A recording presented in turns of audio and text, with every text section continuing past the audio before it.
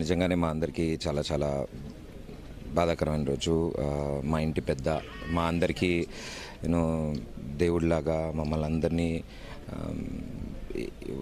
ఒక మంచి మార్గంలోకి తీసుకెళ్ళడానికి ఆయన ఎప్పుడూ మాకు సపోర్ట్ చేశారు, ఐడియాస్ ఇచ్చారు, ఎలా ఉండాలి, ఏం చేయాలి అనేది.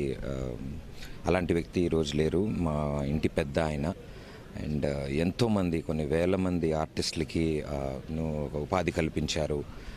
ఎన్నో షోస్ ద్వారా, సీరియల్స్ ద్వారా, సినిమాల ద్వారా.